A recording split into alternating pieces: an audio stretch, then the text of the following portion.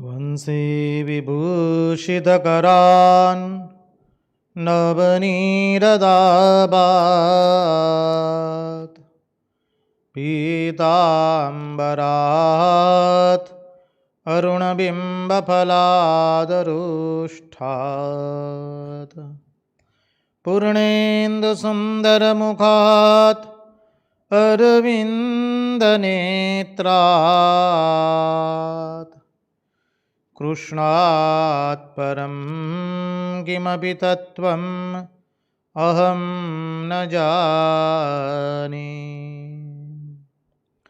कृष्णात् परं किमपि तत्त्वम् अहं न जाने।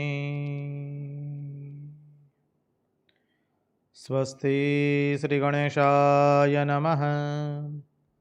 श्रीसरस्वत्यै नमः।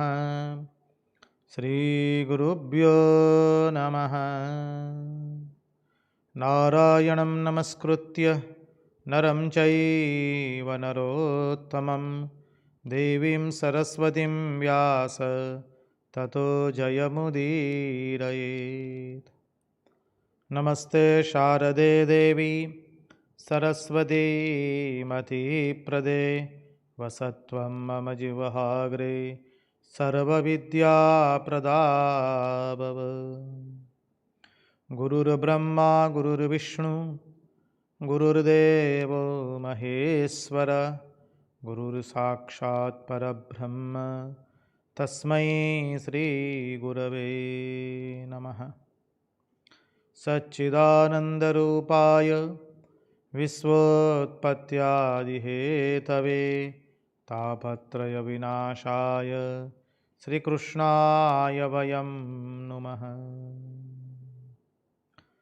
ॐ नमः परमहंसास्वादित चरणकमलचिन्मकरन्दाय भक्तजनमानसनिवासाय श्रीरामचन्द्राय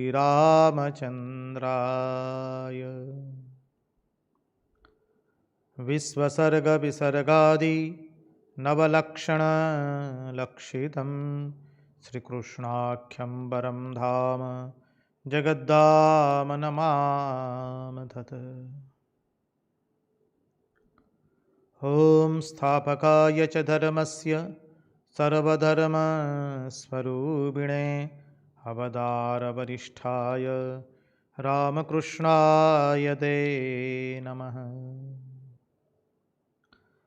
मुगं करोति वाचालं पङ्गुं लङ्घयते गिरिं यत्कृपात्वमहं वन्दे परमानन्दमाधवम्। कृष्णकनैयालाल की जय, भक्तवत्सल भगवान की जय, वृंदावन बिहारी लाल की जय, भगवान श्री राम कृष्ण देव की जय, भागवत भगवान की जय, भागवत भक्त भगवान की जय। ओम नमो भगवते वासुदेवाय। नारायण नारायण नारायण नारायण। सर्वप्रथम हम पूज्यपाद आदि भवानंद जी महाराज के चरणों में सश्रद्धेय प्रणाम निवेदित करते हैं। तत्पश्चात रामकृष्ण आश्रम राजकोट के अध्यक्ष पूज्यपाद स्वामी निखिलेश्वरानंद जी महाराज के चरणों में श्रद्धापूर्वक के प्रणाम निवेदित करते हैं।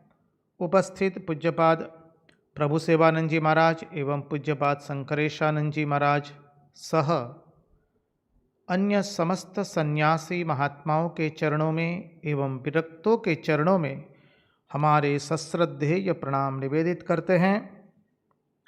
इस दृश्य श्राव्य माध्यम से जो कोई भी इस भागवत रसामृत का रसपान कर रहा है, उन सब के हृदय में निवासित उस अनंत अखंड अविनाशी परब्रह्म परमात्मा को मुहुर मुहुर वंदन करके आइए भागवत भगीरथी में हम अवगाहन करें। नारायण नारायण नारायण।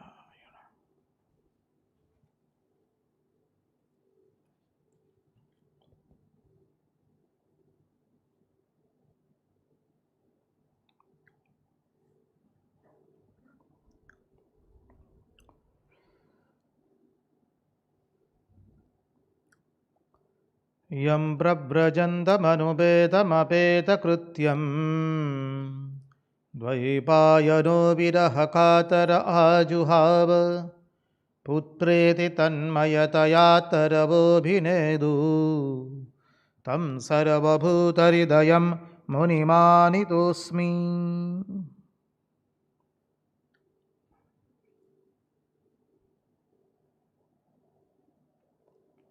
तो आइए हम भागवत की इस अनुपम दिव्य लीला में प्रवेश करें,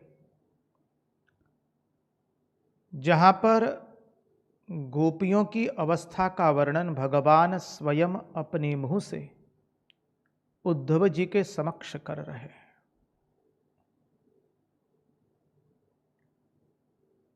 विगत 3-4 रोज से गोपियों के बारे में जो भगवान ने कहा है उसको हम भाव से, और महात्माओं ने जो गोपियों के प्रति भाव व्यक्त किए हैं, गोपियों का जो भाव है श्री कृष्ण के प्रति, उनका विरह, उनका प्रेम, आचार्यों ने, महात्माओं ने, विद्वानों ने, पंडितों ने जो भाव व्यक्त किए हैं, उन सब भावों को देखने का हम प्रयास कर रहे हैं।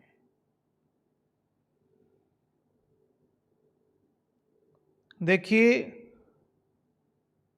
गोकुल की गोपी जो है वो भगवान को अपनी प्रत्येक इंद्रिय से पीना चाहती है, नेत्रों से भगवान का दर्शन करना चाहती है,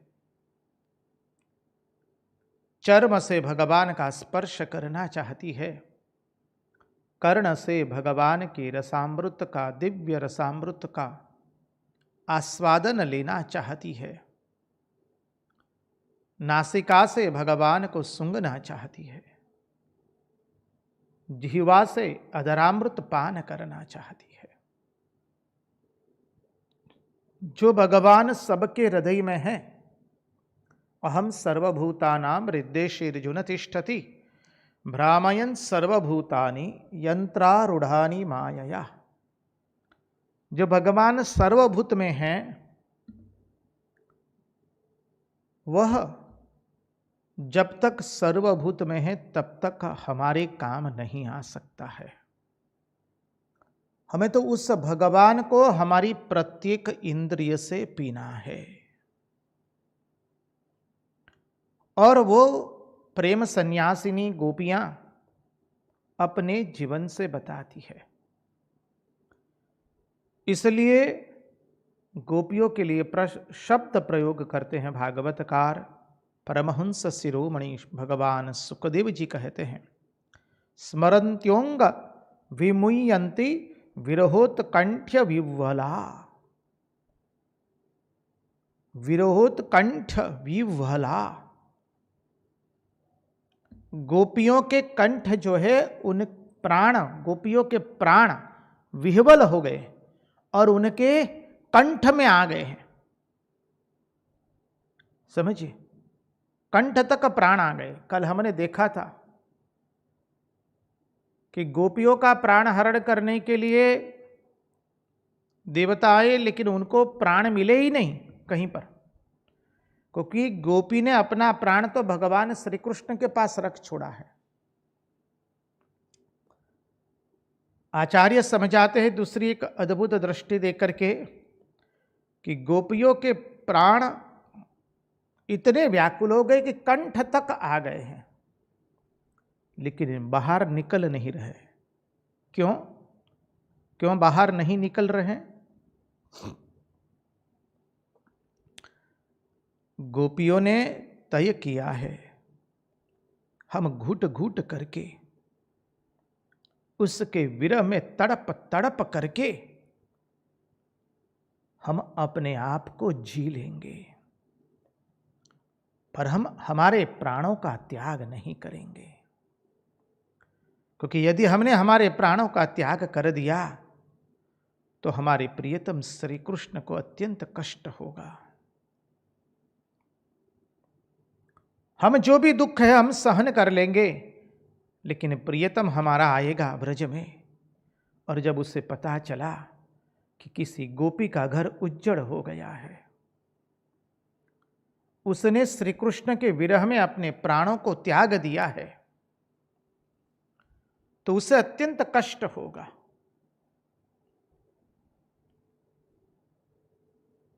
कन्हैया को कष्ट होगा और कन्हैया सोचेगा, अरे मेरे विरह में इस गोपी का घर उज्जड़ हो गया,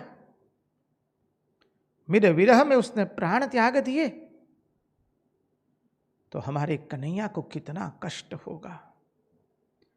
हम श्री कृष्ण को यहां कष्ट देने नहीं आए हैं, हम घुट घुट करके तड़पेंगे। अरे महाराष्ट्र के अंदर में तो इन्हीं गोपियों ने कह दिया है, कन्हैया हम तुम्हारे विरह में कल्प पर्यंत तक तड़पेंगी। 1-2 साल की बात नहीं है। ओ श्री कृष्ण, हम तुम्हारे विरह में कल्प पर्यंत तक तड़पेंगी।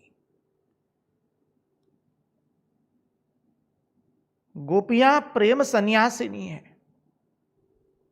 वो कोई बाबा जी नहीं है।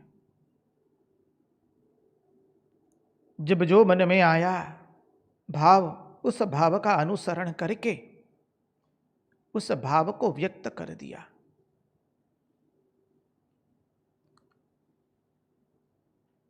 बाबा जी कुटिया में अकेले रहते हैं, कभी नाचने की इच्छा हुई तो नाच लिए भगवान के पीछे, कभी रोने की इच्छा हुई तो रो लिए, जी भर के रो लिए। कभी भगवान के पीछे गाना गाने की, भजन गाने की इच्छा हुई तो भजन गा लिए। कभी हंस लिए, कभी रो लिए, कभी नृत्य कर लिए, कभी शांत बैठ करके भगवान की लीला का आस्वादन करने लगे। ये बाबा जी लोग कर सकते हैं। गोपियां तो जागतिक रूप से ब्याहित है। ये गोपियां अपना विरह अपने कुटुंबियों को, स्वजनों को दिखाना नहीं चाहती है, क्योंकि विरह में इतनी तड़पी हुई गोपी है कि प्रतिक्षण उसके नेत्रों से विरह के अश्रु निकल रहे। अब गोपी सब समय रोती रहेगी तो उसके स्नेही जन, आत्मीय जन उसका महर क्या कहेगा कि क्या हो गई हो बाबरी, तुम सब समय रोती रहती हो। गोपी तो वह है जो अपने भाव को गोपन करके रखे। इसलिए देखा था कल भी हमने, साधक भक्त उपासक अपनी साधना एवं अपने भाव को गुप्त करके रखता है। जब वो प्रकाशित हो जाता है तो फिर साधना में अग्रसर नहीं हो पाता है।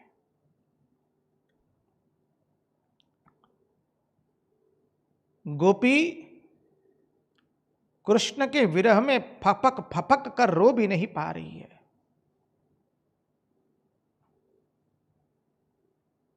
विरह इतना हुआ कि प्राण व्याकुल हो गए और कंठ तक आ गए। अब गोपी उस प्राणों को पी रही है।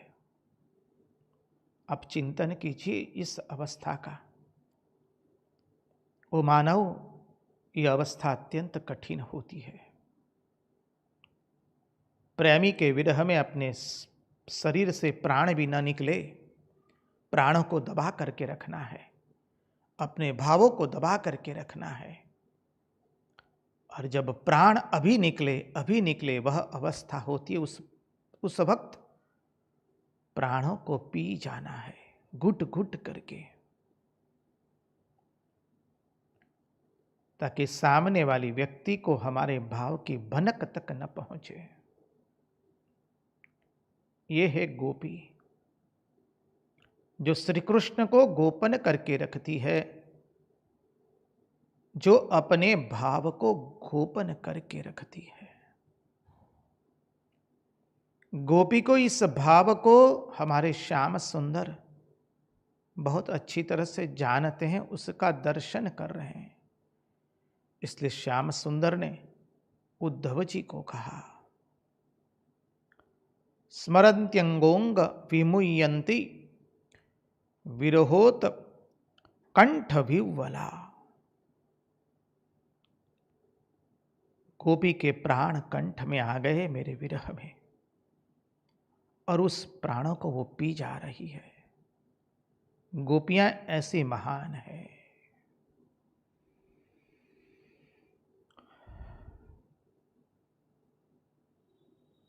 हमने स्मरण किया था,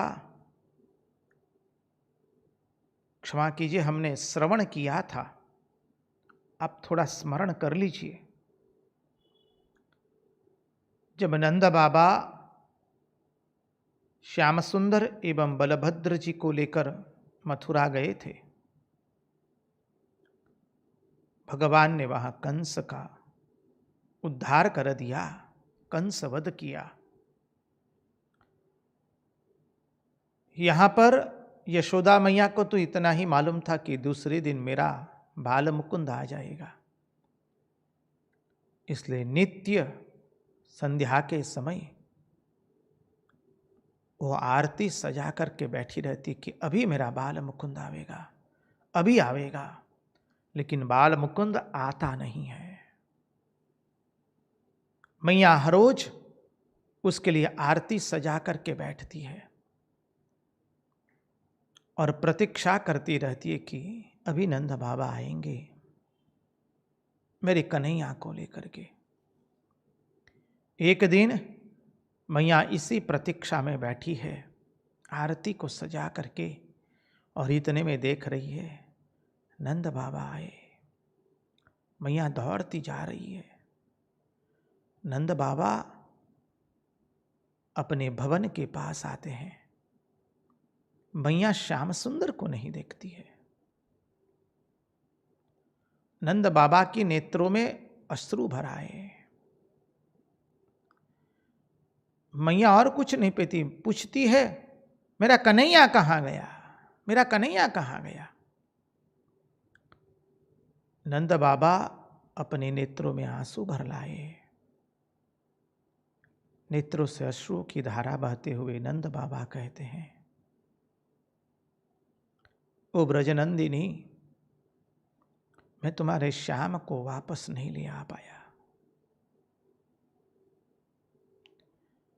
मैं तुम्हारे श्याम सुंदर को पुनः ब्रज में लेकर नहीं आ पाया। और यशोदा मैया कह देती है, तुम बिना श्याम सुंदर आए हो। अरे अच्छा होता कि तुम वहीं पर मर जाते। तुम जीवित वापस कैसे आ गए श्याम सुंदर के बिना। तो नंद बाबा कहते हैं, जी तो करता था मैं भी अपने प्राणों को मथुरा में ही त्याग दूं, क्योंकि ये शरीर श्री कृष्ण के बिना जा सकता नहीं है। इस शरीर प्राण के बिना वापस व्रजधाम जा सकता है, लेकिन श्री कृष्ण के बिना इस शरीर व्रजधाम वापस नहीं जा सकता है। कन्हैया ने मुझे आश्वासन देते हुए कहा है कि वो आएगा, मथुरा में थोड़ा ठीक ठाक करके पुनः व्रजधाम में लौटेगा। जी तो करता था मेरा वहीं पर मैं प्राणों को त्याग दूं, लेकिन महर तुम जानती हो, हमारा कन्हैया का हृदय अत्यंत कोमल है। मैं यदि वहीं पर मेरे प्राणों को त्याग देता तो श्री कृष्ण को कितना दुख होता। हमारा लाला क्या वो सदमा सहन कर सकता था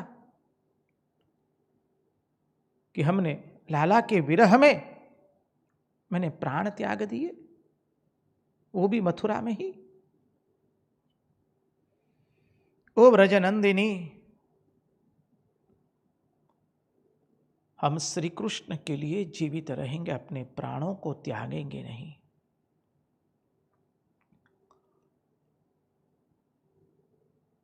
हम घुट घुट करके रो लेंगे कृष्ण विरह में, लेकिन हमारे कन्हैया को तनिक भी कष्ट हो ऐसा हम कुछ भी नहीं करेंगे। ये प्रेम का विशुद्ध स्वरूप है। ये विशुद्ध प्रेम का दर्शन करा रहे हैं नंद बाबा, माता यशोदा,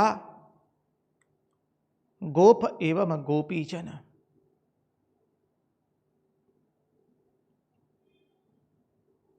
गोप बालक भी प्रतिदिन मथुरा के रास्ते की ओर चले जाते थे, सारा दिन बैठे रहते थे, प्रतीक्षा करते थे कि कन्हैया अभी आवेगा, कन्हैया अभी आवेगा। संध्या हो जाती, रात्रि होने को आती तो लौट आते।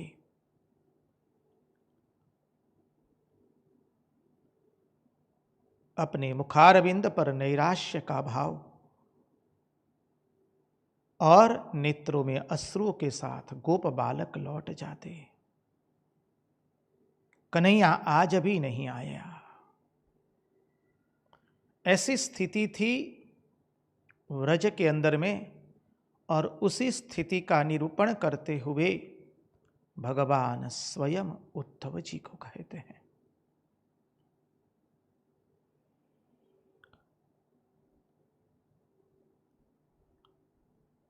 भगवान उद्धव जी को कहते हैं, उद्धव मैं यहां बैठे बैठे ये सब देख रहा हूं।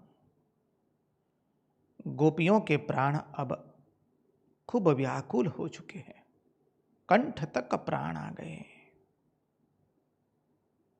लेकिन वो अपने प्राणों को पी जाती है। नंद बाबा एवं यशोदा मैया घुट घुट करके रो रहे हैं।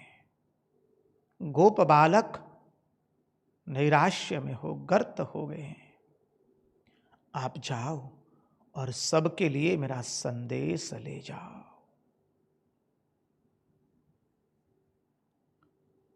यह अद्भुत वर्णन कर रहे हैं भगवान श्री कृष्ण स्वयं उद्धव जी के सामने व्रजवासियों का। और 5वें श्लोक में तो अद्भुत कह दिया, दारयन्त्यति कृच्छ्रेण प्रायः प्राणान् कथश्चन प्रत्यागमन संदेशैर् वल्लभ्यो मे मदात्मिकः। सुंदर श्लोक है। शुकदेव जी भगवान वर्णना करते हुए कहते हैं, धारयन्त्यन्ति कृच्छ्रेण, धारयन्ति अति कृच्छ्रेण संधि विच्छेद करते हैं, प्रायः प्राणान् कथश्चन प्रत्यागमन संदेशैः वल्लभ्यो में मत आत्मिकाः मदात्मिकाः। 10वां स्कंद 46वां अध्याय 5वां श्लोक। मत आत्मिकाः, उन लोगों का चित्त पूर्ण रूप से मुझ में लग गया है। अरे मेरे प्राण उनके पास है, उनके प्राण मेरे पास है। ये मत आत्मिका का शब्द यहां पर भगवान अनेकों दृष्टि से बताते हैं। भगवान कहते मेरे प्राण उनके पास है, उनके प्राण मुझ में मेरे पास है। मेरा मन उनके पास है, उनका मन मेरे पास है।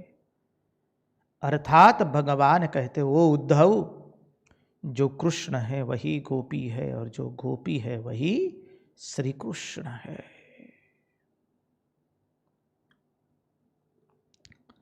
कृष्ण कृष्ण करता थय गोपी कृष्ण स्वरूप, गुरु गुरु करता शिष्यनु रहे न पूर्व स्वरूप।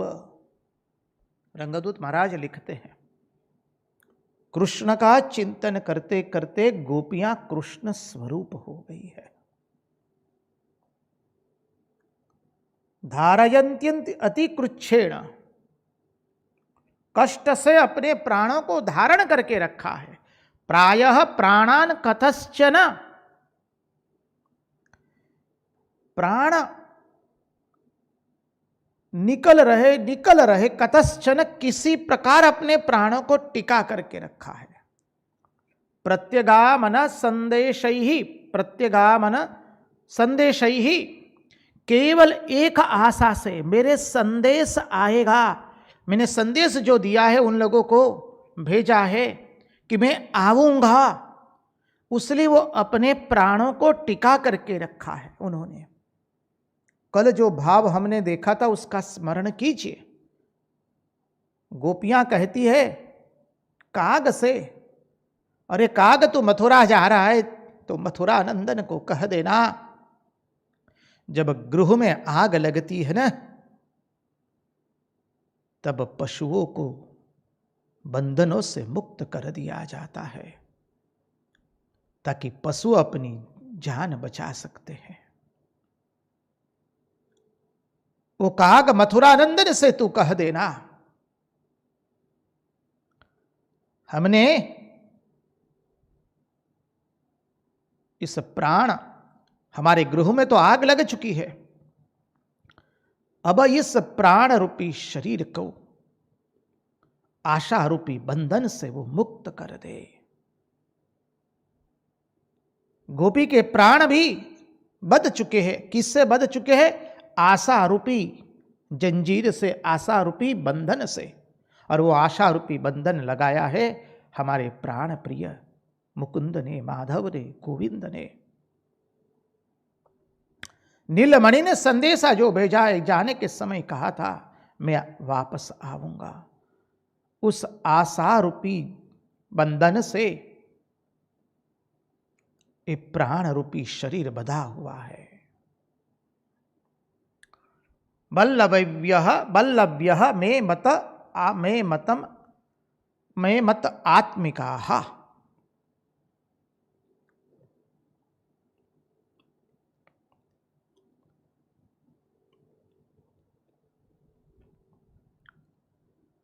श्री कृष्ण एवं गोपियां दो अलग नहीं है, एक है।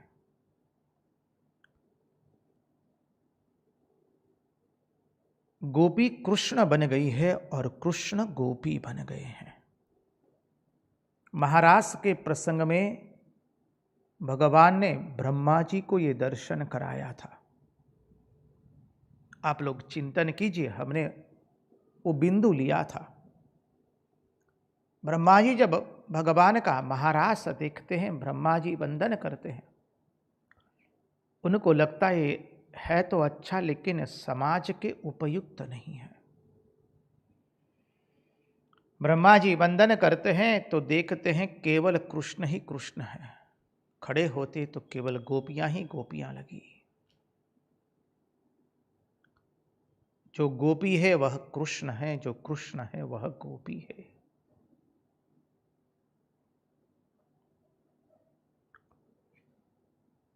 अब उद्धव जी भगवान का संदेश लेकर रथारूढ़ होकर के जाएंगे। सुंदर श्लोक है, उसकी आवृत्ति करें।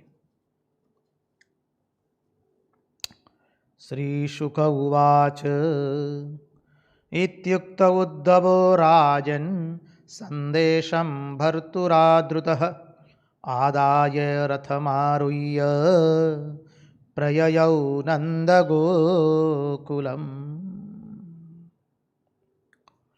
उद्धव जी अब रथ में आरूढ़ हुए हैं। देखिए, मूल भागवत में तो नहीं है ये,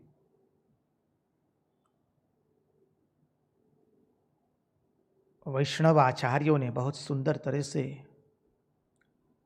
जब उद्धव जी रथ पर आरूढ़ होते हैं और जब व्रज गमन के लिए निकलते हैं उसका वर्णन किया है।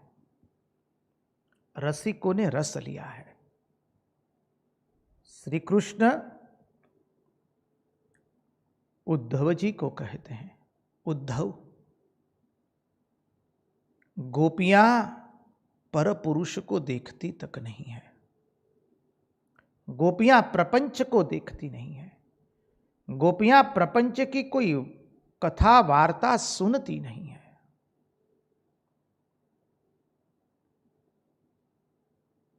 उद्धव, तुम मेरा पीतांबर ले जाओ।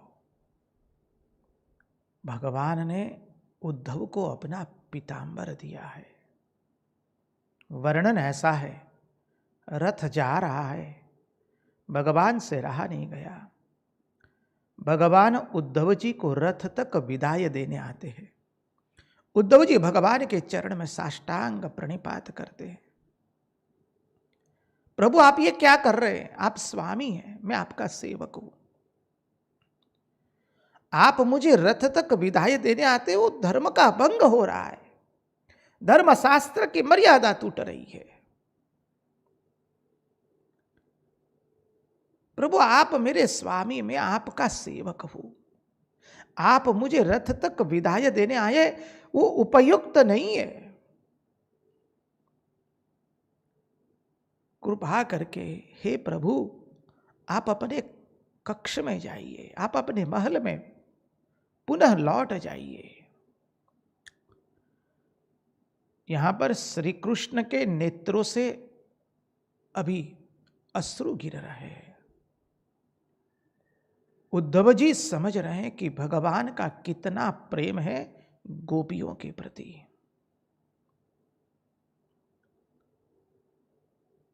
उद्धव जी रथ पर आरूढ़ होते हैं, रथ चलता है, भगवान को याद आती है, भगवान रथ के पीछे दौड़ रहे हैं।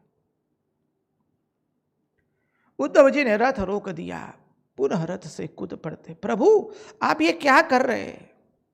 आप स्वामी हैं, मैं आपका सेवक हूं, आप रथ के पीछे दौड़ रहे, कोई देखेगा तो क्या सोचेगा? आप मथुरा नरेश है, मेरे रथ के पीछे इस तरह से दौड़ना वो शोभा नहीं देता है आपको। भगवान अश्रुपूर्ण नेत्र से उद्धव जी को कहते हैं, उद्धव मेरा ये पीतांबर ले लो, ये पीतांबर ले लो, पीतांबर पहनना, तब जाके गोपियां तुम्हारी ओर दृष्टिपात करेगी, क्योंकि गोपियां पर पुरुष को देखती नहीं है। भगवान ने जब इतना तक दे दिया, भगवान ने जब उद्धव जी का पाणी ग्रहण किया, उसी वक्त भगवान ने अपनी सभी संपत्ति जैसे उद्धव जी को दे दी है। उद्धव जी का रथ चलता है, भगवान उद्धव जी के रथ की ओर दृष्टिपात करते रहते हैं। जब तक उद्धव जी के रथ की धूल उड़ती है, श्री कृष्ण रथ की ओर एक टस देखते रहते हैं। उद्धव जी का रथ चल रहा है, उद्धव जी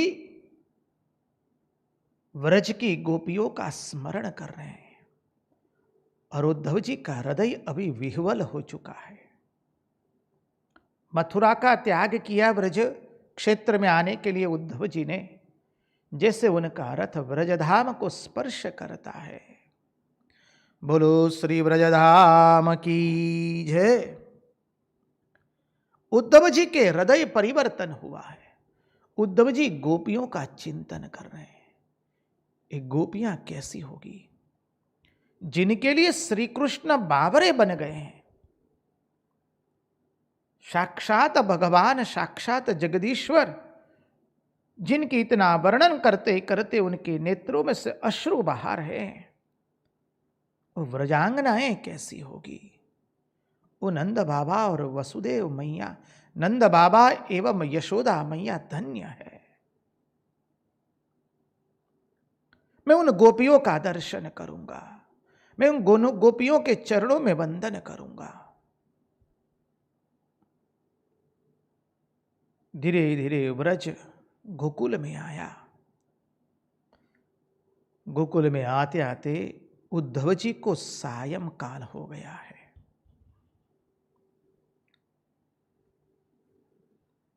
समझिए, उद्धव जी को देखते ही उद्धव जी ब्रज धाम को कैसे देखते हैं उसका श्रीमद् भागवत में वर्णन है।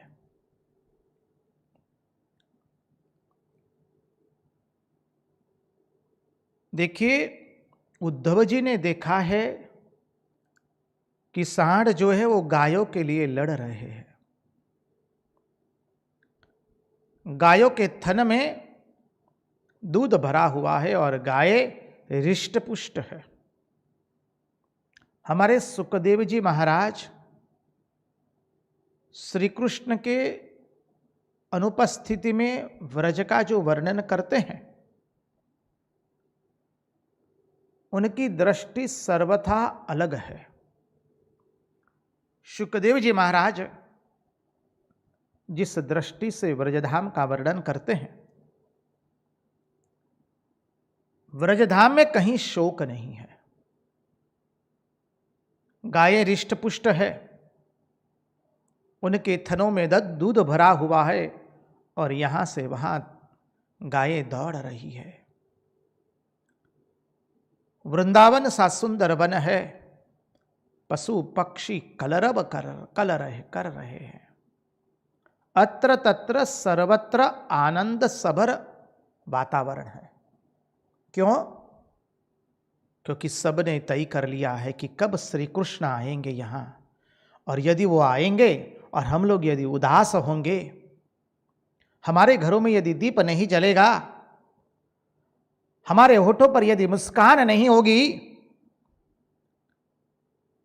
हमारे चित्त यदि प्रसन्न नहीं होंगे, हमारे घर द्वार साफ सुथरे गोबर से लिपे हुए नहीं होंगे, तो हमारे कन्हैया को कितना कष्ट होगा। हम उनको प्रेम करती है कष्ट देने के लिए नहीं, हम उनको प्रेम करते हैं, ब्रजवासी कहते हैं, कन्हैया को आनंद देने के लिए, कन्हैया को कष्ट देने के लिए नहीं। हम भोक्ता बन करके उनका भोग नहीं करते हैं। ये तो विशुद्ध प्रेम है, अग्नि कुंड में खिला हुआ गुलाब है ये, जहां अपने को सर्वस्व होमित कर देना है। इसलिए हमारे परमहंस शिरोमणि की दृष्टि श्रीधाम ब्रज की ओर एक अलग ही है। और जैसे उद्धव जी ने व्रजधाम में प्रवेश किया, नंद बाबा दौड़ करके उनका स्वागत करने के लिए चले जाते हैं। भागवतकार ने लिखा है, स्वलंकृताभिर गोपीर भिगोपैश्च सुविराजितम। सभी गोपियों अलंकारों से सुसज्ज है। स्वलंकृताभिर गोपीर भिगोपैश्च सुविराजितम।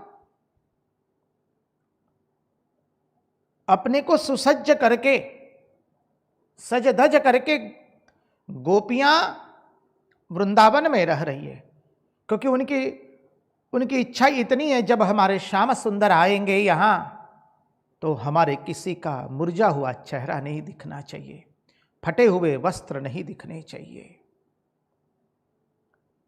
हमारे यहां तो सब कुछ आनंद में है, क्योंकि श्याम सुंदर कब आएंगे किसी को मालूम नहीं है। इसलिए नंद बाबा ने दौड़े दौड़े उद्धव जी का स्वागत किया। उद्धव जी को भेंट लेते हैं नंद बाबा, उनका हाथ पकड़ करके उनके भवन में ले आते हैं नंद बाबा, और आसन ग्रहण करवाया है। उनका खूब सत्कार किया। अरे सुंदर भोजन बनाया जी, अरे बना, लपसी बनी, कचौड़ी बनी, पुरिया बनी, श्रीखंड तो होगा ही होगा, मिष्ठान तो होंगे ही होंगे, लपसी बनी, समझिए, श्रीखंड है, पूरी कचौड़ी बनी, बहुत मिष्ठान्न बना है, यथोचित स्वागत किया गया। भागवत में लिखा है, मिष्ठान्न का नाम नहीं लिखे, वो हमने जोड़ दिया है जी।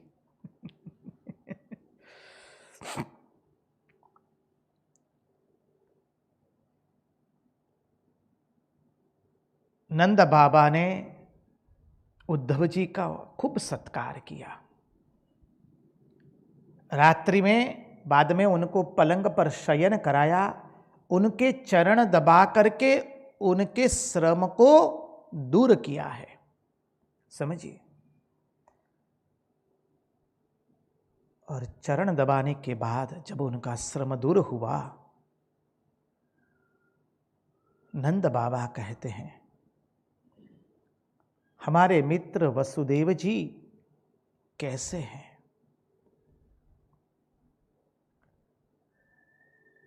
वो सकुशल तो है न?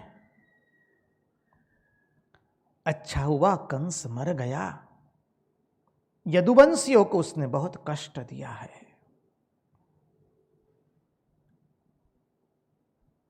बोलते बोलते अब नंद बाबा उनके प्राण प्रिय श्री कृष्ण का स्मरण करते हैं। नंद बाबा ने कहा, अच्छा हमारा कृष्ण कन्हैया कैसा है?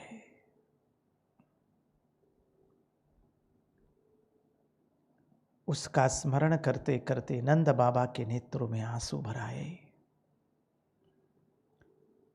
और नंद बाबा कहते हैं,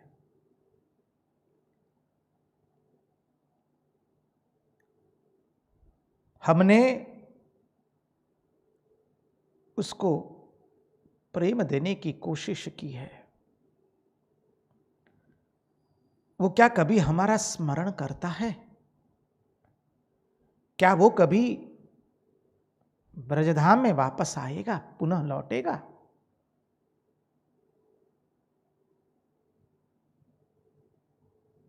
नंद बाबा के नेत्रों से अब अश्रु की धारा निकलती है और नंद बाबा कहते हैं, हम तो उसके असली मां बाप नहीं हैं।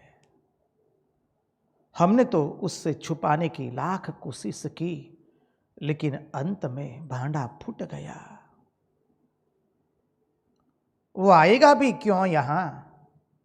क्योंकि हम तो उसके असली माता पिता नहीं हैं। हम तो कभी मथुरा जाकर के उसको देखने वाले नहीं हैं। हम क्या मुंह लेकर के मथुरा जाएंगे? हम तो कभी मथुरा जाकर के उसका दर्शन नहीं कर पाएंगे। क्या हमारा कन्हैया कभी व्रजधाम पुनः लौटेगा?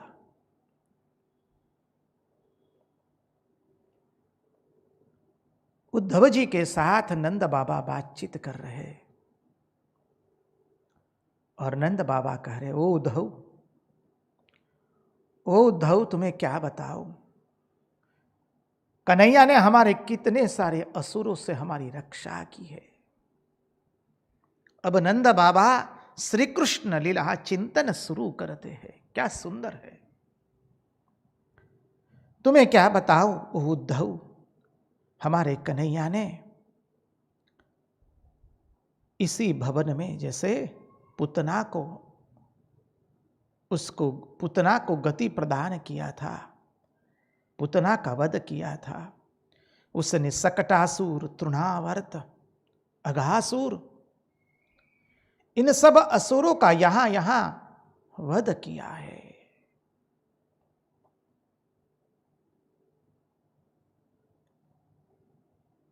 उद्धव देखो, ये जो गिरिराज दिखाई दे रहा है, उद्धव हमारे कन्हैया ने 7 दिनों तक अपनी बाएं हाथ की अंगुली, टचुली अंगुली पर उसे धारण किया था। अरे उद्धव, यह है वृंदावन। जब हमारा श्री कृष्ण जाता है तो पक्षियां कलरव करते हैं। अरे पक्षियां अपने पंख को थमा देते हैं। अरे कन्हैया का वो स्वरूप हमें अभी भी याद आता है, जब हम कन्हैया को सजाते धजाते थे। उसकी मां उसका सुंदर श्रृंगार करती थी और गायों उसको कितना प्रेम करती थी। वो गायों को अत्यंत प्रेम करता था। और जब गायों के धन के साथ वो जब बाहर निकलता है, सुंदर सी पीली सी पगड़ी पहनी था, कभी कभी नीली, कभी केसरी, कभी फेंटा बांधता था, कभी पगड़ी पहनता था, पीला पीतांबर पहनता था, हाथों में बाजू है, हाथों में कंकन है, करधनी पहनी है। अरे भगवान की अलकावली थोड़ी कपोल पर आ गई है और मुखारविंद पर अद्भुत हास्य है, और हम सब लोग एक टस उसको देखते ही रहते थे। उसके अतिरिक्त उसको देखने के बाद जगत को देखने की इच्छा तक नहीं होती थी हमें।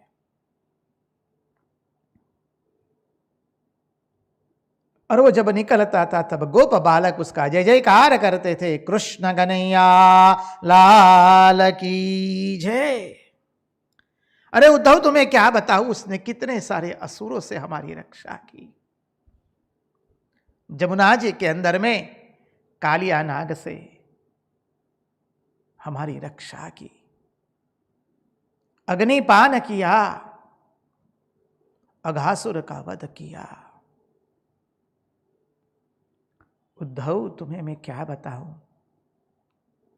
गर्गाचार्य ने मुझे कहा था आपके वहां नारायण के जैसे गुण वाले श्री कृष्ण का जन्म हुआ है। वो देवता तुल्य लोग है, श्री कृष्ण एवं बलभद्र। आप लोगों को आनंद प्रदान करने के लिए और असुरों से आपकी रक्षा करने के लिए आए हैं। उद्धव, उस श्री कृष्ण ने न जाने कितने असुरों से हमारी रक्षा की है। भागवतकार सुंदर श्लोक का गान करते करते कहते हैं, स्मरताम कृष्ण वीर्याणि लीलापांग निरीक्षितम हसितम भाषितम चांग सर्वान् शिथिलः क्रियः। नंद बाबा का वर्णन करते हुए भागवतकार लिखते हैं, श्री कृष्ण का स्मरण करते, स्मरताम कृष्ण वीर्याणि, कृष्ण के चिंतन के अंदर में कृष्ण के अद्भुत पराक्रमों का वर्णन कर रहे हैं नंद बाबा। लीला पांग निरीक्षितम, भगवान ने जो जो लीलाएं की है उसका वर्णन कर रहे हैं, वो दिखा रहे हैं। हसितम भाषितम चांग, हंस रहे, उस भावना में डूब जा रहे हैं। सर्वान् शिथिलाः क्रियाः, उनका कंठ धीरे धीरे अवरुद्ध हो जाता है। और अब आगे का वर्णन करते हुए भागवतकार लिखते हैं, सरिच्छैलवनोद्देशान् मुकुंद पदभूषितान् आक्रीडानि क्षमाणानां मनो याति तदात्मताम्।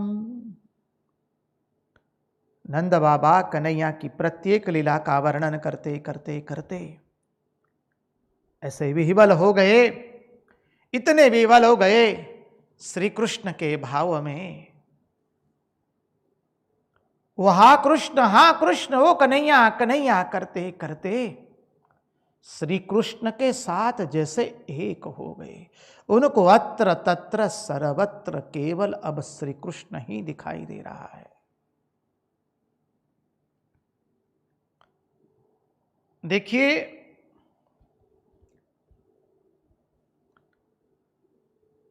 भागवतकार ने जब उद्धव जी के व्रज में आगमन पर जो व्रज का वर्णन किया है,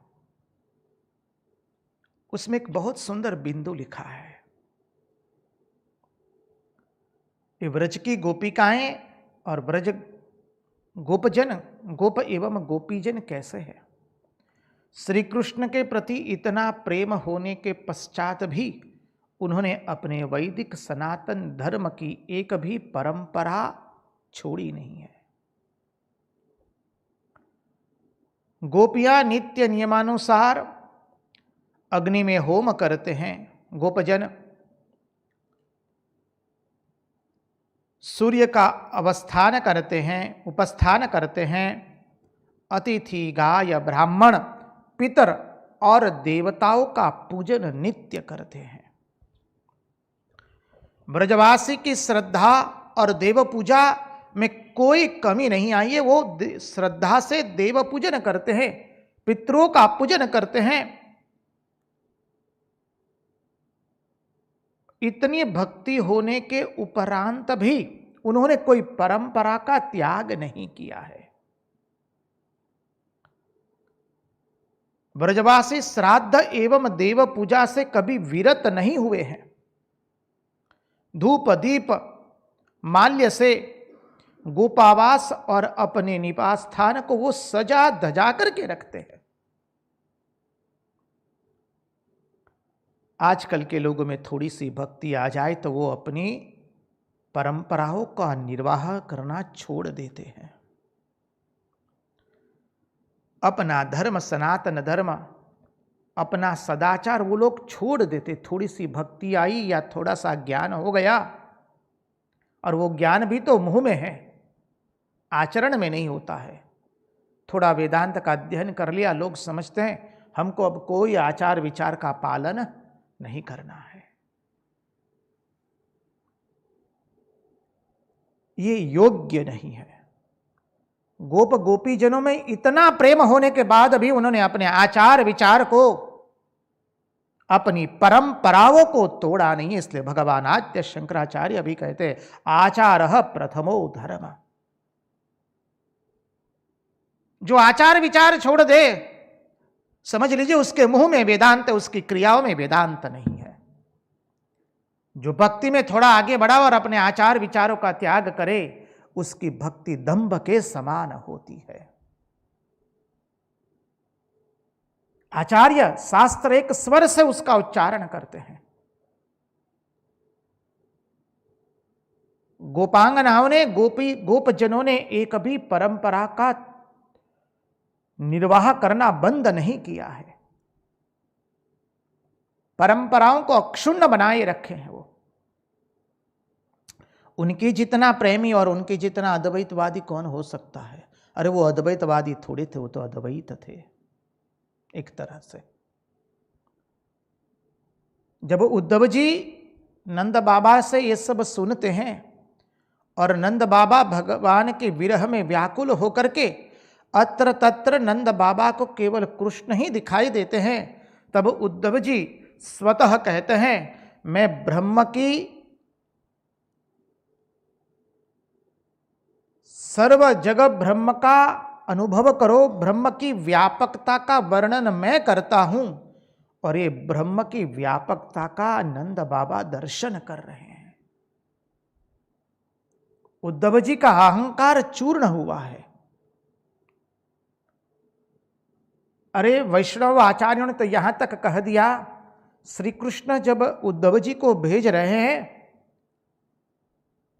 गोपियों को समझाने के लिए, तो उद्धव जी ने कहा कि गोपियां क्या मेरी वेदांत की बात समझेगी? वो तो गांव की गवार है, उनको मैं क्या वेदांत समझाऊंगा? और यहां आकर के उद्धव जी का अहंकार पूर्ण रूप से चूर्ण हो गया है। उद्धव जी कहते हैं ब्रह्मात्मैक्य का बोध उसकी बात मैं करता हूं, और नंद बाबा ब्रह्मात्मैक्य का बोध कर रहे हैं।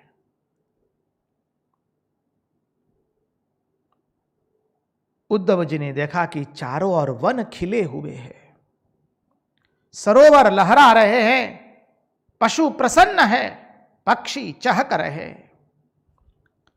नंद बाबा ने आनंद से उनका स्वागत भी किया है।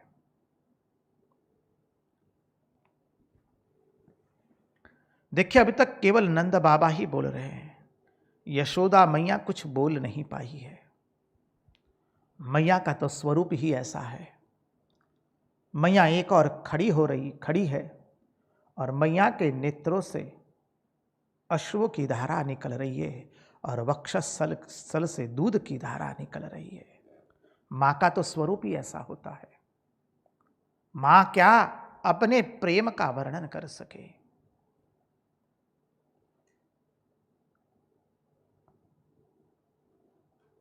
नंद बाबा कहते हैं, यह जो यमुना जी दिखाई दे रही है, ये जो पर्वत दिखाई दे रहा है गिरिराज, यह जो वृंदावन है, और इन सब जो प्रकृति को तुम देख रहे हो, अरे उद्धव, हमारा कन्हैया जब गायों को लेकर वन में प्रविष्ट होता था, ये पूरी प्रकृति खिल उठती थी और पूरी प्रकृति कृष्णमय हो जाती थी। पक्षियां पंख फड़फड़ाना बंद कर देते थे, गायों के मुंह में घास रह जाता था। अरे उद्धव क्या कहूं, बछड़े गायों का थन अपने मुंह में रख देते थे, वो वैसे ही रह जाते थे। हरिण एवं हरिणी आकर के, हिरण एवं हिरणी आकर के एक टस श्री कृष्ण के अद्भुत सौंदर्य को, रूप माधुरी को, लीला माधुरी को, वेणु माधुरी का पान करते रहते थे। और गोप बालक श्री कृष्ण को घेर करके संकीर्तन किया करते थे। बरहापीडम नटवरवपू कर्णयो कर्णिकारं बिभ्रद्वास कनककपिशं वैजयन्तीं च माला रन्ध्रावेणुरदरसुदया पूरयन् गोपवृन्दै वृन्दारण्यं स्वपदरमणं प्राविशद्गीतकीरति।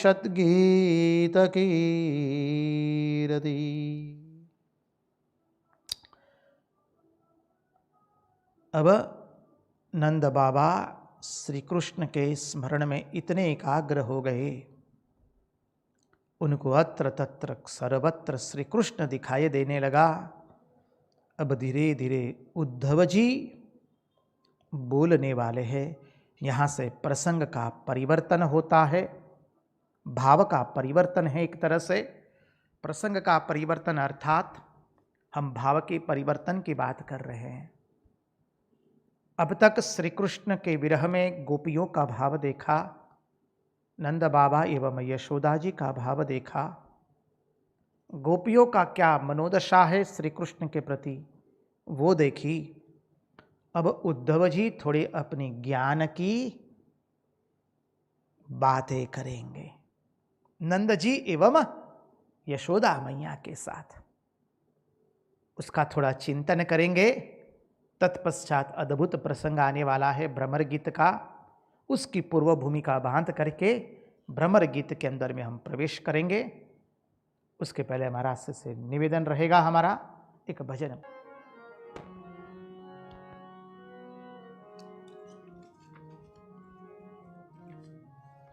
धीरे धीरे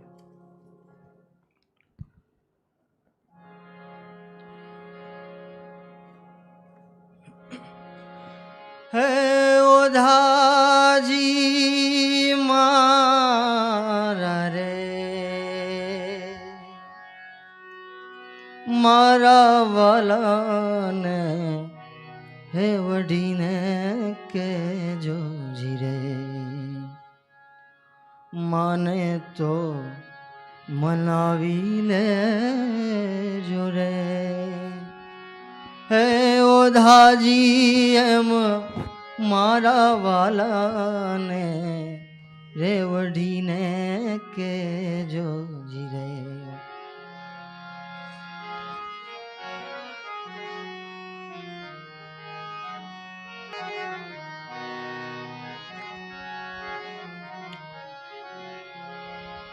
यमुना ने काठे जाता अने लूटी तमे माखण खाता।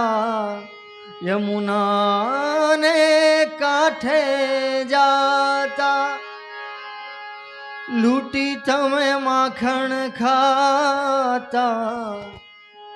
तोड़ा केम जूना ना तारे, है ओधा जी एम मारा वाला ने वडीने के जो जीरे।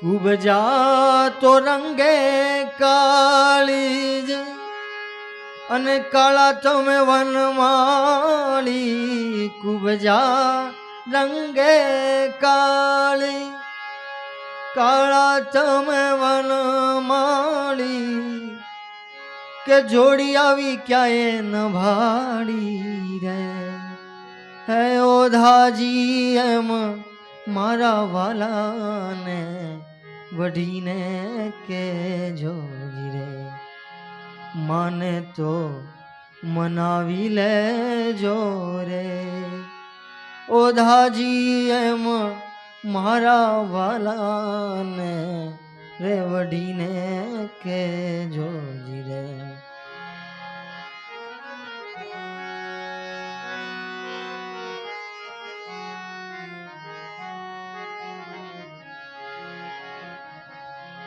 एक बार गोकुल आवो माता जी ने मोढ़े थावो एक बार गोकुल आवो अने माता जी ने मोढ़े थावो गायों ने हंभाली जाओ रे ए ओधाजी एम मारा वाला ने वढ़ीने के जो जीरे जो माने तो मनावी ले जो रे है ओधाजी एम मारा वाला ने वढ़ीने के जो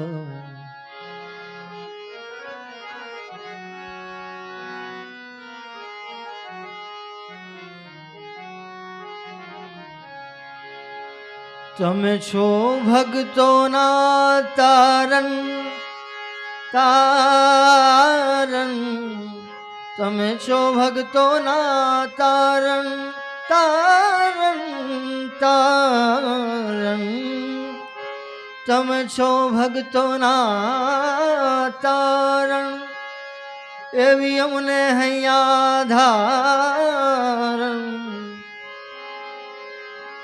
के गुण गाय भगो चारण रे है ओधाजी एम मारा वाला ने रे वढ़ीने के जो जीरे माने तो मनावी ले जो रे है ओधाजी एम मारा वाला ने वढ़ीने के जो जीरे माने तो मनावी ले जो रे है ओधाजी एम मारा वाला ने वढ़ीने के जो जीरे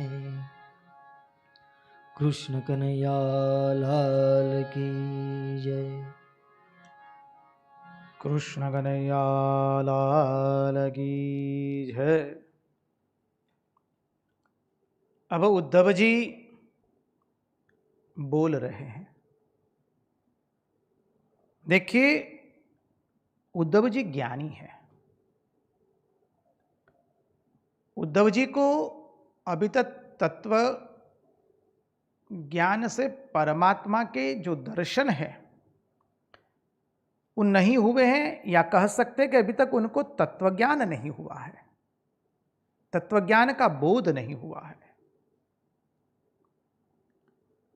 बृहस्पति के साक्षात शिष्य है, शास्त्र विशारद है,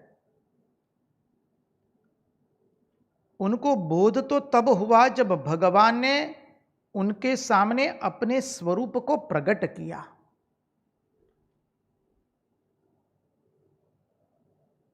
इसलिए उद्धव जी जो अपनी शास्त्र सम्मत बुद्धि से जो कह सकते हैं वो उन्होंने कहने का प्रयास किया है। उद्धव जी कहते हैं, नंद बाबा एवं यशोदा मैया के प्रेम को देख करके उद्धव जी की हिम्मत नहीं हुई कहने की कि कन्हैया नहीं आवेगा। उद्धव जी ने कहा, कि आप धीरज रखिए, कन्हैया अवश्य एक दिन आवेगा। और उद्धव जी कहते हैं, आप जिनसे प्रेम करते हैं वो तो साक्षात जगदीश्वर है। आपको लोगों का सद्भाग्य है कि वो आपका पुत्र बना। उसके लिए तो कोई मित्र नहीं है, कोई शत्रु नहीं है, वो तो जगदीश्वर है। इस जगत का परम मूल कारण है। समझिए, भागवतकार ने बहुत सुंदर वो श्लोक लिखा है, एतौ हि विश्वस्य च बीजयोनि रामो मुकुंदः पुरुष प्रधानम अन्वय भूतेषु विलक्षणस्य ज्ञानस्य चेषात् इमौ पुराणौ। श्री कृष्ण एवं बलभद्र जी पुराण पुरुष है, अर्थात श्री कृष्ण परम पुरुष है और बलराम जी प्रकृति है। वे ही इस जगत के अभिन्न निमित्तोपादान कारण है। थोड़ा तत्व ज्ञान आवेगा, आप लोग थोड़ा स्मरण कीजिए। मृत्तिका में से घट बना, मृत्तिका उपादान कारण। उपादान कारण उसे कहते हैं जो कभी कार्य को छोड़े नहीं, उसका नाम उपादान कारण। कुंभार ने घट का निर्माण किया, इसलिए कुंभार बनता है निमित्त कारण, घट बनता है उपादान कारण। तो मृत्तिका में से घट का निर्माण हुआ, तो जगदीश में से जगत का निर्माण हुआ। तो बोले हमारे ईश्वर कैसे हैं? अभिन्न निमित्तोपादान कारण, अभिन्न जोड़ निमित्त जोड़ उपादान कारण बराबर अभिन्न निमित्तोपादान कारण। उपादान कारण भी वही है, निमित्त कारण भी वही है। इसलिए श्री कृष्ण तो परम पुरुष है, बलभद्र जी प्रकृति है। ये दोनों ने ही समस्त शरीरों में प्रविष्ट होकर के उन्हें जीवन दान देते हैं, जगत को, लोगों को। और उसमें उनसे अत्यंत विलक्षण जो ज्ञान स्वरूप जीव है, उसका वो नियमन करते हैं। श्री कृष्ण परम पुरुष है, बलभद्र जी प्रकृति है। भगवान प्रकृति की सहायता से जगत का निर्माण करते हैं। आगे कहते हैं, यस्मिन् जनः प्राण वियोग काले क्षणं समावेश्य मनो विशुद्धं निरहत्य कर्माशयामासु याति परां गतिं ब्रह्ममयोर्कवर्णः।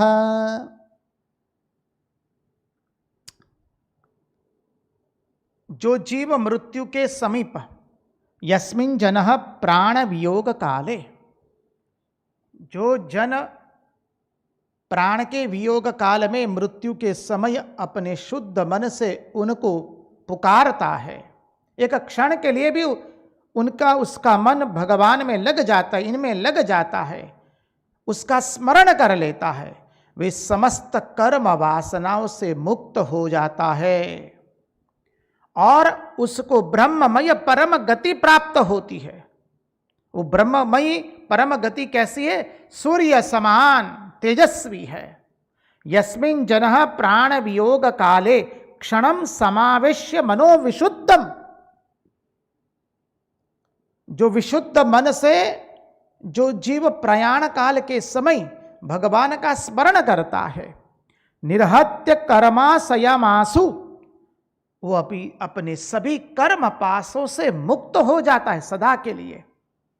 याति पराम गतिम ब्रह्ममयोर्कवर्णः, उसको परम गति प्राप्त होती है। तस्मिन् भवन्तावखिलात्महेतौ नारायणे कारणमर्त्यमूर्तौ भावं विधत्ततां नितरां महात्मन किं वावशिष्टम युवयोः सुकृत्यम। अब कहते नंद बाबा आप दोनों, नंद बाबा और यशोदा मैया आप दोनों परम भाग्यशाली है। आप कृपा करके खेद न करें, आप अपने हृदय को कष्ट न दे, आप अपने हृदय को मत जलाइए। उद्धव जी ज्ञानी है ना, ज्ञान की बातें बता रहे हैं, ज्ञान गुदड़ी खोल रहे हैं अपनी, प्रेम गुदड़ी की, प्रेम की विशाल समुद्र के सामने अपनी ज्ञान गुदड़ी खोल रहे हैं उद्धव जी। आप कृष्ण को अपने पास ही देखिए। अरे जैसे काष्ठ के अंदर में अग्नि समाहित होती है, वैसे ही सर्वभूतों के अंदर में श्री कृष्ण एवं बलराम जी समाहित है पुरुष एवं प्रकृति के रूप में। वो तो समस्त प्राणियों के हृदयों के अंदर में निवास करते हैं। आप उनके वियोग में खेद न करें। समझिए,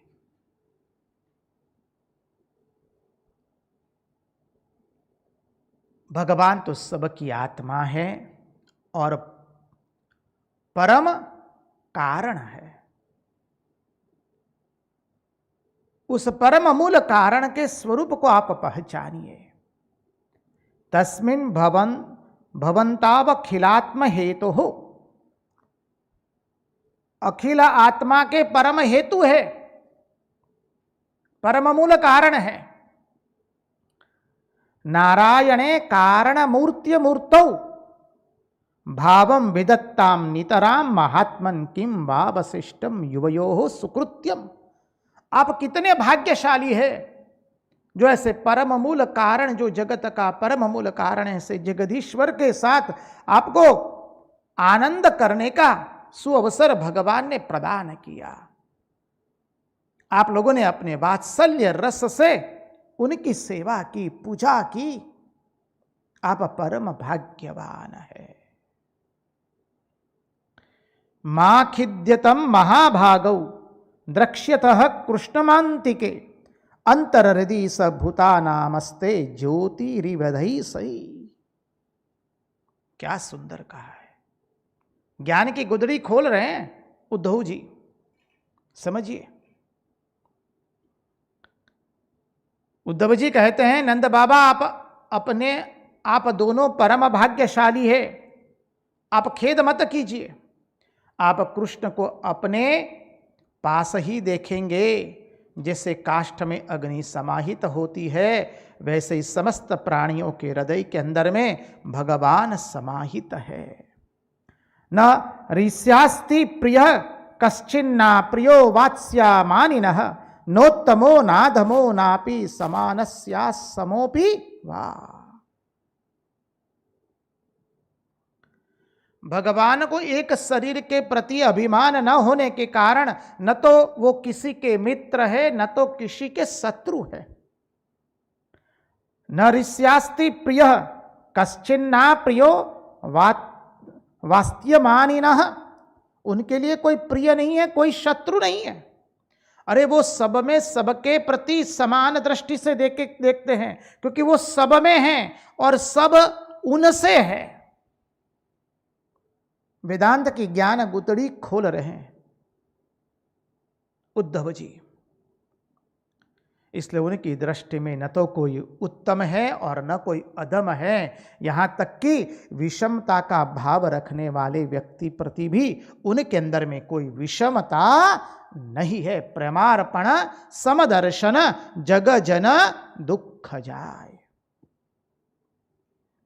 आप श्री कृष्ण को केवल अपना पुत्र मत समझिए, वो तो अखिल ब्रह्मांड नायक है और सबके हृदय में वही वास करता है। जीव अपने अंतःकरण की मलिनता के कारण उनको कर्ता मान बैठता है। अरे वो तो ना करता है ना भोगता है। श्री कृष्ण सबके भीतर है, उनमें अपने पराये का भाव ही नहीं है, क्योंकि सारा जगत उनसे है, उनमें है। और वो सबको अपने से देखते हैं, अपने में देखते हैं और सबके भीतर अपने को देखते हैं।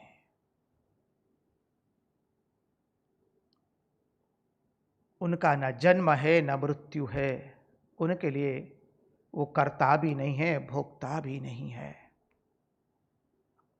इसलिए उनका प्रादुर्भाव ही नहीं हुआ है, उनका जन्म ही नहीं हुआ है। ओ नंद बाबा, आप ऐसा मत सोचिए कि वो केवल आपके अकेले के पुत्र है, वो तो समग्र ब्रह्मांड के अंदर में जीव जंतु मनुष्य पशु पक्षी कीट से लेकर के सबके आश्रित, सभी लोग उनके आश्रित है, वो सबके अंदर में है। आप कृपा करके इस दृष्टि का अवलंबन कीजिए।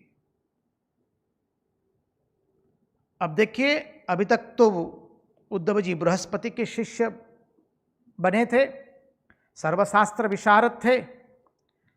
अब वो प्रेमी के पास आकर के शास्त्र की बात करते हैं।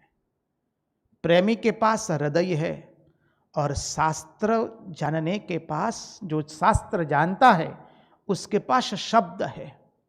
कहाँ प्रेमी का हृदय और कहाँ शास्त्र जानने वाले के शब्द। शब्द संपत्ति जो है वो एक विद्वान के पास होती है, विद्वान के पास हृदय की संपत्ति नहीं होती है। इसलिए जितने विद्वान जो होते हैं वो सब लोग जब इकट्ठा होते हैं तो अधिकांश उनके बीच में कलह ही होता है। आप हमको अन्यथा रूप से मत लीजिए, हम विद्वानों को तो वंदन करते हैं,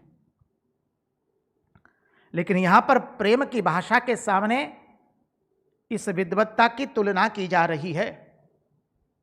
विद्वान कहीं पर भी इकट्ठे हो जाएंगे तो वो आपस में मेल नहीं बैठा पाएंगे। सब लोग अपना अपना विरोध, अपना मत उनसे अलग है, उनका मत उनसे अलग, इसी के अंदर में पढ़ते रहेंगे और शास्त्रों की शास्त्रों की चर्चा करते करते अपने मत का अन्य के मत पर दावा प्रस्थापित करेंगे। विद्वानों की यही बात होती है। विद्वान जो होता है शास्त्रार्थ से समझिए पांडित्य नहीं होता है, पांडित्य तो भगवान के प्रति प्रेम आने से होता है, पांडित्य तो सहृदयता से होता है। इसलिए सा विद्या या विमुक्त है, विद्या वह है जो हमको मुक्ति प्रदान करती है, ज्ञान अज्ञान से, सुख दुख से, उससे जो मुक्ति प्रदान करता है वो विद्या है।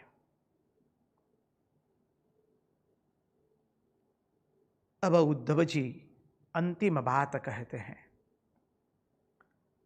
अध्यास से तो आत्मा और देह की एकता का सबको ज्ञात है। अध्यास हो गया हमको। अध्यास होना अर्थात सरल अर्थ से कहे तो अज्ञान के कारण हमने अपनी देह को ही अपनी आत्मा मान लिया है। अध्यास से तो आत्मा और देह की एकता सबको मालूम है, परंतु यदि बाद से एकता पता चलती है, बाद से एकता मालूम पड़ जाए, कार्य कारण सिद्धांत विशेषण और विशेष्य से यदि एकता मालूम पड़ जाए तो परम ज्ञान का उदय होता है। कार्य कारण सिद्धांत से यदि एकता मालूम पड़ जाती है तो क्या हो जाता है, अरे हृदय के अंदर में भक्ति के फुवारे फुरने शुरू हो जाते हैं और उस भक्ति के फुवारों के अंदर में साधक उपासक भक्त स्नान करता है और वो भक्ति के फुवारों में स्नान करके भगवान से एकत्व को प्राप्त करता है। कार्य कारण सिद्धांत से यदि एकत्व समझे तो मृत्तिका में से घट बना तो मृत्तिका हुई कारण, घट बना तो घट हुआ कार्य। समझिए, कार्य कारण सिद्धांत सहज उदाहरण से ले, अद्वैत वेदांत के अनुसार हम इस साधारणतः इस उदाहरण का प्रयोग नहीं करते जो अभी हम प्रयोग करेंगे, लेकिन ये उच्च सोपान को समझने के लिए ये उदाहरण अत्यंत सहज सरल होता है। उदाहरण से समझे तो दूध में से दही बना, दूध हुआ कारण, दही हुआ कार्य, दही में से मक्खन बना तो दही अब बन गया कारण, मक्खन बन गया कार्य, और मक्खन में से अभी घी बना तो मक्खन हो गया कारण और घी हो गया कार्य। तो दूध में घी है, समझिए, दूध को एक प्रक्रिया की, दूध के अंदर में एक प्रक्रिया करके मक्खन को निकाला गया है। इसलिए वेदांत के आचार्य कहते हैं कार्य कारण अथवा विशेषण विशेष्य के सिद्धांत से मालूम पड़ जाए यदि एकत्व का, तो भक्ति प्राप्त हो जाती है। और बाद से एकता मालूम पड़े, बाद क्या है, जैसे अध्यास से हमको एकता मालूम पड़ी, क्या एकता मालूम पड़ी, ये शरीर ही जैसे आत्मा है, लेकिन शरीर आत्मा नहीं है। बाद से जब एकता मालूम पड़े, बाद अर्थात जब हम इस संसार का नेति नेति नेति करके त्याग करेंगे। प्रथम सोपान के अंदर में हमने चर्चा की थी इसकी, साधक यह नहीं नेति नेति करके इस जगत का त्याग करता है। तो बाद से जब जगत का त्याग करते हैं और जब परम पद की प्राप्ति होती है, तो फिर ये जगत ही परमात्मा का स्वरूप है, वह पता चलता है। जिसे श्री रामकृष्ण देव ने कहा, जिसकी सीढ़ी बनी है उसी की छत भी बनी हुई है। वैसे ही जब बाध किया, ब्रह्म सत्य जगन मिथ्या, वो बाध का स्वरूप है। वो बाध करते करते करते जब हमको एकात्मानुभूति होती है, प्रत्येक चैतन्य भिन्न उस परम पद की प्राप्ति होती है, तब हमारे में एकत्व आता है। और कार्य कारण सिद्धांत से, विशेषण विशेष्य के सिद्धांत से जो एकता आती है, उससे हमें भक्ति प्राप्त होती है। बोले ज्ञान से भी यदि एकत्व प्राप्त नहीं हुआ, कार्य कारण के सिद्धांत से भी नहीं हुआ, विशेषण विशेष्य से भी नहीं हुआ, और बाद से भी नहीं हुआ, बाद वाला अद्वैत वेदांत का सिद्धांत ज्ञान का, तो ज्ञान से भी एकत्व नहीं हुआ, भक्ति से भी एकत्व नहीं हुआ, तो क्या होगा, बोले अन्यथा आध्यासिक रह करके, अध्यास से जो एकता को हम पकड़ के रहेंगे, उसमें क्या है, पुनरपि जननम पुनरपि मरणम पुनरपि जननी जठरे शयनम यह संसारे खलु दुस्तारे कृपया पारे पाहि मुरारे। फिर इस संसार चक्र में हम घूमते रहेंगे, अध्यास के कारण जो एकता हो गई है। उद्धव जी ने सारी रात्रि नंद बाबा ने अपनी भक्ति की बात कही, कृष्ण लीला की बात की। उद्धव जी ने थोड़ी अपनी ज्ञान गोदड़ी खोली। अब प्रातः काल की बेला हुई है, गोपियों का आगमन होने वाला है और अद्भुत प्रसंग आने वाला है भ्रमर गीत का। कल उस प्रसंग के अंदर में हम लीला का चिंतन करेंगे। आज यहीं पर उन्हीं की वाणी, उन्हीं के चरणों में समर्पित करते हुए, भगवान को प्रार्थना करते हुए, हमारे मन की मति गति और रति भगवान के चरणों में चली जाए। उन्हीं की वाणी उन्हीं को समर्पित करते हुए, कृष्ण कन्हैया लाल की जय, भक्त वत्सल भगवान की जय, वृंदावन बिहारी लाल की जय, सब संतन की जय, सब भक्तन की जय। ओम नमः पार्वती पतये हर हर महादेव हर।